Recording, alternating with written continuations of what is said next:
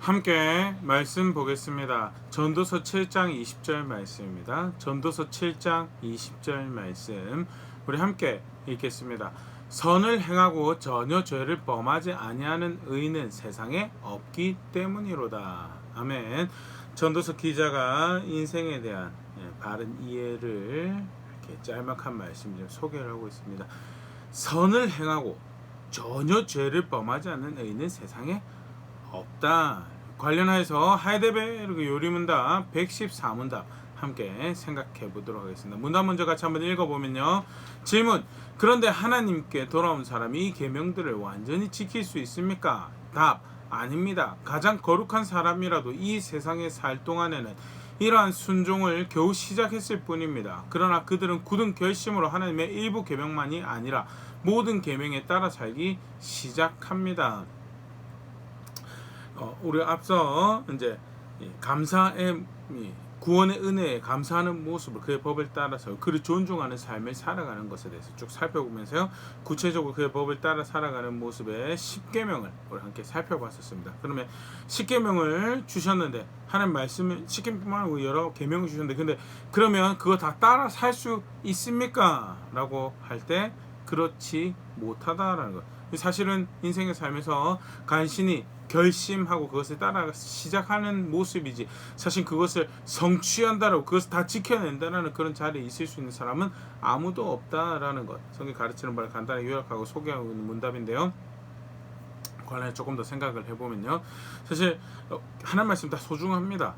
굉장히 중요하고 우리 목숨을 걸고 지켜내야 될 하나님 법이죠. 그런데 동시에 중요한 이해는요, 절대 우리는 법을 다 지킬 수 없다라는 거에 대해서, 어떻게 보면 10개밖에 안 된 간단한 명령 같음에도 불구하고 10계명 중에서 사실은 다 지킬 수 없는 것이 사람의 모습인데요.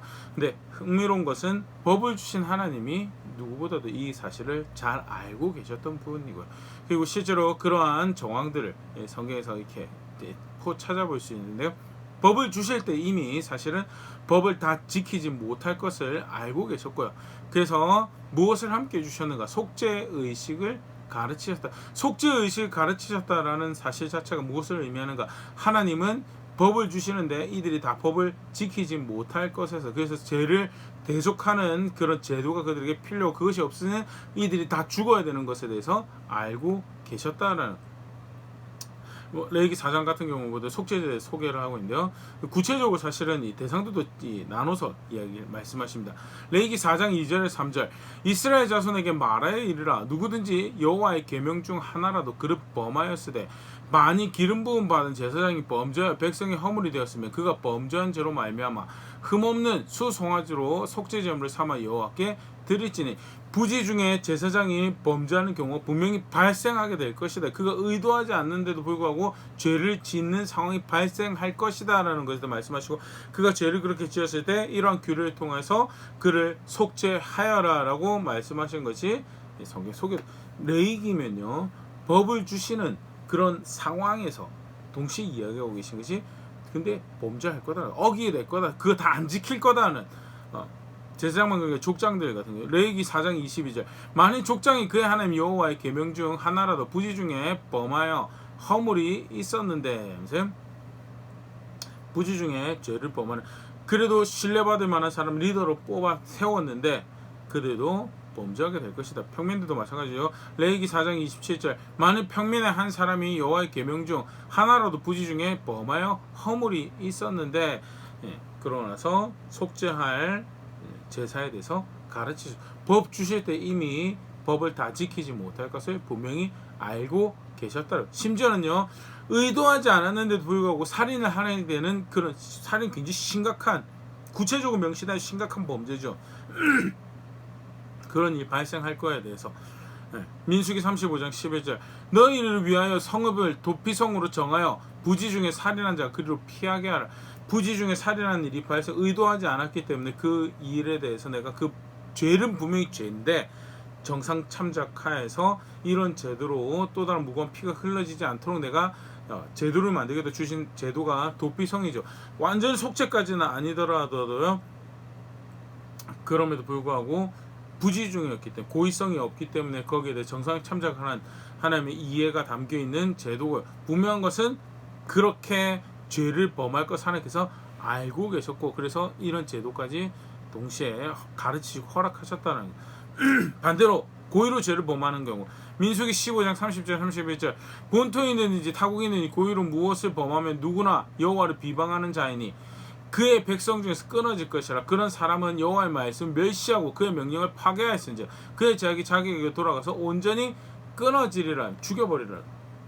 죽여버리라. 의도적으로 법을 범하는 그 사람들은 의도적으로 하나님을 멸시할 작정을 한 사람이기 때문에 내 백성이 아니다라고까지 이야기하시면서 분명한 것은 범죄할 거에 대해서 알고 계셨다는 거예요. 알고 계셨어요. 범죄할 거에 대해서. 그래서 고의성 있는 죄는 이렇게 취급하고 고의성 없는 죄는 이렇게 취급하고 그리고 죄 무게에 따라서 속죄가 되는 죄 또는 정상 참작하는 죄 이렇게 나눠가지고 구체적으로 가르치셨다는 것은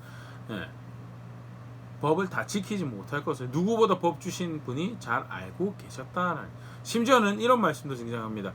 신명기 31장 20절에서 22절 내가 그들의 조상들에게 맹세한 바 젖과 꿀이 흐르는 땅으로 그들을 인도하여 들인 후에 그들이 먹어 배부르고 살찌면 돌이켜 다른 신들을 섬기며 나를 멸시하여 내 언약을 어기리니 그들이 수많은 재앙과 환난을 당할 때 그들의 자손이 부르기를 잊지 아니한 이 노래가 그들 앞에 증인처럼 되리라. 나는 내가 맹세한 땅으로 그들을 인도하여 드리기 전 오늘 나는 그들이 생각하는 바를 아노라. 그러므로 모세가 그날 이 노래에 써서 이스라엘 자손에게 가르쳤어요. 율법을 주시면서 확인하면서 그 율법을 상기할 수 있는 노래를 만들어 백성들에게 주라라고 명령하시면서 무엇을 말씀하시까? 반드시 그들이 떠날 것이다. 그들이 반드시 내 언약을 어겨서 내 말을 듣지 않고 떠나버릴 것이며 말씀하시죠. 그들을 인도하기 전에 이미 나는 그 사실을 알고 있다. 굉장히 흥미롭죠. 근데 분명한 것은 하나님께서 알고 계세요. 그들이 하나님 확신하셨어요. 그들이 나를 떠날 것이다. 실제로 여과 없이 떠나버리죠. 범법 언약을 어기고 아주 불성실하게 하나님을 대하면서 또 그 약속을 대하면서 하나님을 떠나버리는 하나님 멸시하는 그런 자리에 서게 된 게 하나님 백성이었는데 구별해서 건져내서 하나님 백성 삼으신 백성들입니다. 약속을 청취해서 하나님 나라에 프로토타입이지만 하나님 나라에 살아가는 그런 은총을 누렸던 자들. 그러나 그럼에도 불구하고 그들이 하나님 법을 다 지킬 수 있느냐? 아니, 법을 지킬 수 없는 백성이고 누구보다도 하나님께서 그걸 잘 알고 계셨다라는 것. 법을 지킬 수 없는 백성이다라는 것. 또 어디에서 성경에서 잘 보여주냐면요, 구원자를 보내시겠다고 약속하신 대목이죠. 구원자를 보내시기 전에 회개하라고 말씀, 회개로 초청을 하나님께서 하시죠. 에스겔 18장 30절 32절 주 여호와의 말씀이네. 이스라엘 족속아, 내가 너희 각 사람이 행한 대로 심판할지라. 너희는 돌이켜 회개하고 모든 죄에서 떠날지어다. 그리한즉 그것이 너에게 죄악의 걸림돌이 되지 아니하리라. 너희는 너희가 범한 모든 죄악을 버리고 마음과 영을 새롭게 할지어다. 이스라엘 족속아, 너희가 어찌하여 죽고자 하느냐? 주 여호와의 말씀이냐. 죽을 자가 죽는 것도 내가 기뻐하지 아니하노니 너희는 스스로 돌이키고 살지니라. 회개하라고. 회개하면 내가 살게 하겠다라고. 근데 회개하지 않으면 반드시 죽을 테니 회개하라고, 돌이키라라고, 그러면 살게 하겠다라고 하나님께서 회개로 초청하셨습니다. 그런데 돌이켜서 살 길을 택할 수 있느냐? 그래서 스스로 하나님 앞에서 의롭게 여기지 자리에 돌아오게 되냐? 그럴 수가 없죠. 분명히 사실은 우리가 한 1년 전쯤에 이스라엘에 대해서 왕들에 대해서 살펴보고 또 올해 상관계 이제 그 포로기의 백성들에 대해서도 쭉 살펴봤었는데요. 작년에 살펴봤었는데요. 다니엘에 기록되어 있는 모습, 에스라, 느헤미야에 기록된 모습요. 절대 사실은 하나님이 약속하셨기 때문에 백성들이 다시 돌아온 거였지. 그들이 뭔가를 덕을 쌓고 그 하나님께서 그렇게 하실 만한 메리트를 쌓아가지고 백성들을 하나님께서 건져내시고 절대 아니었죠. 나아가서 그렇기 때문에 무엇을 약속하신 구원자에 대한 약속을. 이사야 53장 5절 6절 그가 찔림은 우리의 허물 때문이요 그가 상함은 우리의 죄악 때문이라. 그가 징계를 받음으로 우리는 평화를 누리고 그가 채찍에 맞음으로 우리는 나음을 받았도다. 우리는 다 양 같아서 그릇 행하여 각기 제 길로 갔거늘 여호와께서는 우리 모두의 죄악을 그에게 담당시키셨도다. 회개해서 돌이켜서 그래서 하나님 앞에 구원을 얻어낼 수 있는 그런 존재였으면, 돌이켜서 어떠한 그 의를 행하는 것으로 구원받기 합당하다라고 여김 받을 수 있는 그런 존재였으면 구원자에 대한 약속이 필요가 없죠. 열심히 해봐라. 너희는 그런 가능성이 있고 그런 존재들 열심히 해봐라. 합당하게 내가 여겨줄게라고. 그래서 내가 은혜를 내려줄게라고. 아니요, 불가능해요. 그래서 궁극적으로 뭐가 나오냐, 구원자에 대한, 그들의 죄를 대신 지고 대속할 구원자에 대한 약속을 주시게 되고, 실제로 그 구원자로 예수님께서 오시죠. 예수님의 존재는요, 사실은 분명하게 극명하게 확인하게 하는 사실이었습니다. 스스로 구원할 수 없다.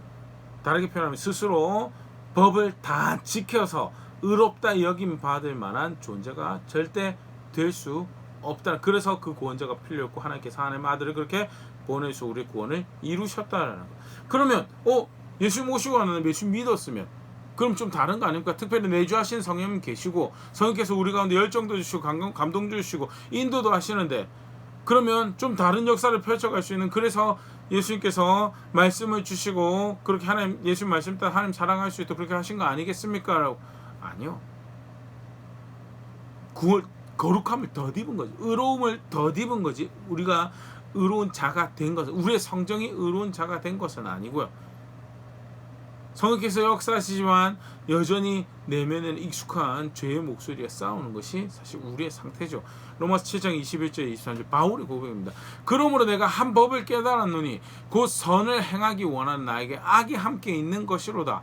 내 속사람으로 하나님의 법을 즐거워하되 내 지체 속에서 한 다른 법이 내 마음의 법과 싸워 내 지체 속에 있는 죄의 법으로 나를 사로잡는 것을 보는도다.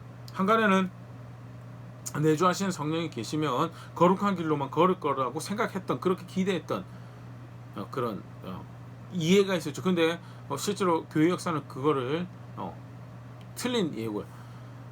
성경에서도 그렇게 가르치고 있지 않죠. 역사를 통해서 확인되고 하는 말씀 통해서 확인되지, 우린 절대 그런 존재가 아니다라는, 전적인 은혜가 덧입혀져서 거룩한 존재로, 의로운 존재로 여겨진 것이지, 그나마 성령께서 사역을 하셔서 하나님 법을 사랑할 수 있는 일말의 가능성을 가지게 된 것이지.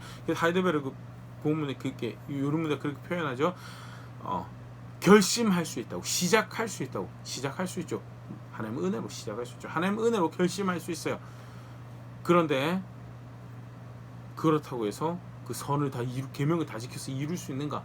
그래서 하나님 앞에 의롭다로 다 잘 지켰구나라고 인정받을 만한 자리에 있을 수 있는가? 절대 그런 존재는 아무도 없다. 그게 성도의 모습이고 우리의 실체죠. 절대 오해해서는 안 될 모습이요. 예수님도 하라 하지 말라, 그의 제자도 하라 하지 말라, 많은 법을, 예수님 말씀을, 분명한 거룩한 삶을 향한 지침을, 의로운 삶을 향한 지침을 주셨어요. 그러면 그걸 행하는 걸 통해서 뭔가를 할 수 있을 것처럼, 뭔가 얻어낼 수 있을 것처럼, 뭔가 이룰 수 있을 것처럼 절대 그럴 수 없다. 갈라디아서 3장 10절 모든 율법 행위에 속한 자들은 저주 아래에 있나니 기록된 바 누구든지 율법책에 기록된 대로 모든 일을 항상 행하지 아니하는 자는 저주 아래에 있는 자라 하였습니다. 법이 있다라는 것은요, 법이 항상 모든 일에 적용돼야 되죠. 모든 일에 항상 그렇게 선하게 살 수 있는가? 예수 그리스도를 믿는다고 해서 모든 일에 항상 마음이, 생각이, 바른 선택대로 내주하신 성령께서 계신다고 해서 성령께서 무능한 게 아니죠. 성령께서 무능한 게 아니고요. 바울이 좀 전에 고백한 것처럼 죄의 법이 여전히, 죄의 법이 익숙해요. 빨라요. 예수님께서 죄의 억압을, 죄의 권세를, 마귀의 권세를, 사망의 권세를 다 깨뜨리셨다고 하지만 내 성정이 아담의 후예로서 죄 짓는, 법 주시면서 법 다 못 지킬 거야, 아니 내가 확신한다라고, 법 다 안 지켜서 나 떠나버릴 거라 확신한다라고 여겨지는 존재가 우리죠. 우리 하나님 아들이 오셔서 대신하여 죽으셔서 의로움을 거룩함을 더입었지만 결국 여전히 죄의 법과 싸우가는 그런 치열한 싸움 가운데 있는 존재가 우리죠, 우리.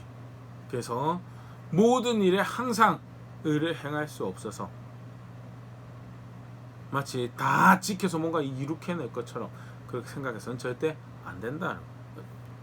좀 조심스러운데요. 사실 이러한 이해가 자칫 잘못하면 법을 지켜 사는 삶에 대해서 회의적으로 순종하는 삶에 대해서 회의적으로 아니 두 개는 별개의 것이 우리는 그런 상태다라는 그러나 법이 주어졌다라는 것 두 개를 분리해서 이해를 해야 되고 마치 법이 주어졌다는 사실이 모든 것을 다 행해서 뭔가를 이루어낼 것 같은 그런 가능성이 있는 것을 우리가 여기신 거 아닙니까? 라는 그런 착각을 아니 두 개 분리해서 해낼 수가 없고요. 해낼 수가 없는데 법을 주셨다라는 것 두 개를 같이 이해를 해야지 사실 이제 법이 주신 기능을 기능대로 이해하고 또 참고 걸어갈 걸음들 분명히 할 수 있고요.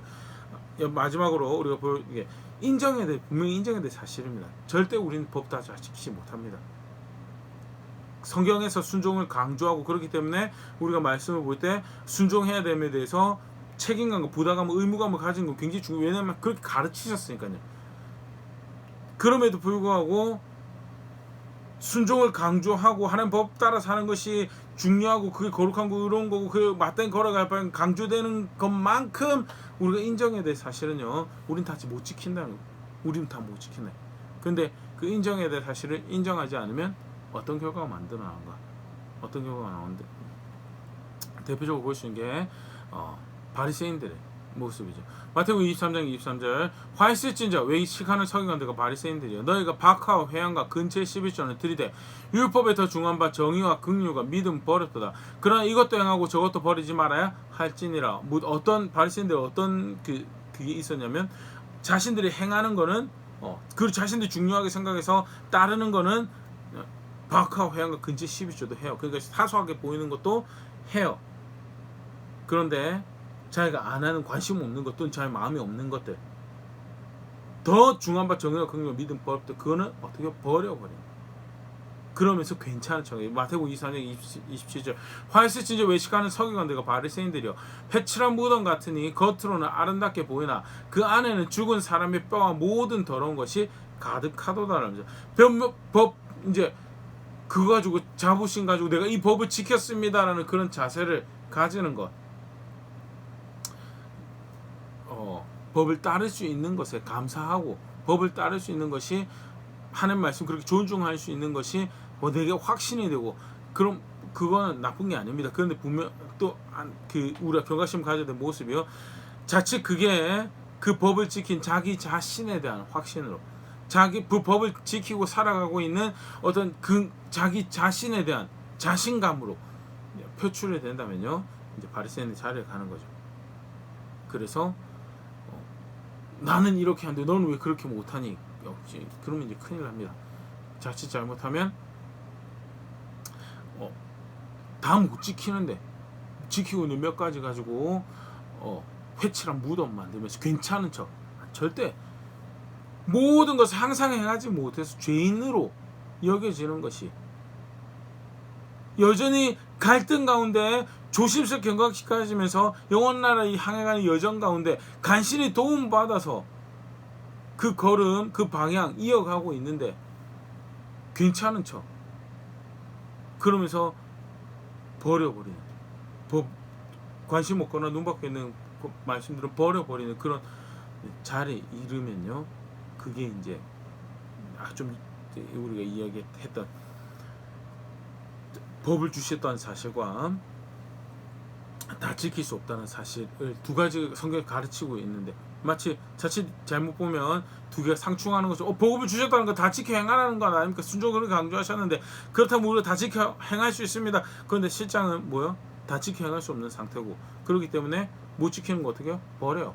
이 핑계 저 핑계 이 논리 전호를 갖다 버리는 그런 상태가 그게 바리새인들이고 예수님께서 그거 저주받을 만한 모습이다라고 어떻게 그럴 수 있느냐라고 정직해야지 차라리 못 지키면 정직해야지 괜찮은 척하면서 자기 지워버리고 싶은 거 지우고 그러면서 양심을 마음을 하나님 앞에서 굳어버리게 만드는 그런 굉장히 안타까운 모습이고요. 두 가지 사실을 잘 견지해야죠. 그래서 절대 결심할 수 있습니다. 결단할 수 있습니다. 근데 그거 가지고 되는 건 아니죠. 그리고 시작할 수 있으면 결심하고 결단하는 것이 열심히 싸고 배워갈 수 있습니다. 그 어느 것 배워가는 게 성숙해질 수 있어요. 그럼에도 불구하고 다 지킬 수 있느냐? 불가능하다. 그래서 항상 다 지켜서 선하다라고 의롭다라고 뭔가 성취해냈다라고 여김받을 수 있느냐? 그렇게 평가받을 수 있는 게 절대 아니다라는 것. 그래서 가난할 수밖에 없고 하나님 앞에서 늘 마음이 가난할 수밖에 오늘 오전에 우리가 살폈죠. 하나님 앞에서 늘 마음이 가난할 수밖에 없고 애통할 수밖에 없는 게 그게 우리의 정체다라는 것. 그게 성경에서 가르치는 우리의 모습이고 그러나 하나님께서 우리에게 말씀을 주셨다라는 것. 분명한 기준을 제시하셨다라는 것. 사실 놀라운 은혜죠. 지킬 수 없는 대상에게 지킬 수 없는 대상을 너는 그거밖에 안 되니까 그 수준밖에 안 되니까 존중하지 않으면 법을 다 주시지 않는 거. 근데 존중하셨어요. 그래서 법을 다 주셨다라는 거. 두 개가 건강한 균형 가운데 잘 이해되고 있어야지 사실은 신앙의 바른 자세를 가질 수 있고 늘 겸손하게 하나님 선택하는 그런 선택들을 만들어 갈 수 있다라는 것. 오늘 말씀 가지고 다시 생각해봤는데 한번 돌아볼 수 있으면 좋을 것 같습니다. 이거 쉽게 빠질 수 있는 착각이에요. 몇 가지 하는 거 가지고 잘하고 있는 것처럼 그래서 회칠한 무덤 만들죠. 사실은 다 못 지키기 때문에 그게 애통할 수 있는 기회가 되고 가난한 마음을 품을 수 있는 기회가 되는 그 말씀 앞에서 마음이 연할 수 있는 기회를 가지게 되는 게 사실은 놀라운 은혜 수단으로서 하는 말씀 주신 또 기능인데 이제 다음 시간에 조금 더 살펴볼 텐데요. 근데 정작 말씀 앞에 정직하게 자기를 세우는 것이 죄인이라고 이야기하는데 그걸 굳이 인정을 안 해요. 다 못 지킬 거라고 이야기하는데 그걸 인정을 안 해요. 그래서 기댈 건 그의 자비하심 받고 그의 구원밖에 없고 그래서 또 뭐죠? 오늘도 겸손하게 그 은혜 의지하여 또 한 걸음 내딛습니다라는 그게 성도의 걸음이고 자세다라는 것. 나는 어떻게 내 신앙을 나의 오늘을 예수 그리스도를 안다라고 하면서 걸어가고 있는지 한번 다시 돌아볼 수 있으면 좋을 것 같고요. 처음부터 끝까지 하나님 백성에서 걸음에서요 절대 빼먹을 수 없는 요소죠. 그래서 용서받은 죄인으로서 매일매일 그 용서가 필요한 그 은혜가 필요한 죄인으로서 끝까지 걸음 이어가며 존중받을 주를 분명하게 삶의 중심에 모셔드리는 실제로 그렇게 그런 가운데 이어갈 수 있는 그런 제가 될 수 있으면 좋을 거고 그렇게 함께 배워가는 우리 또 교회 될 수 있으면 좋을 것 같습니다.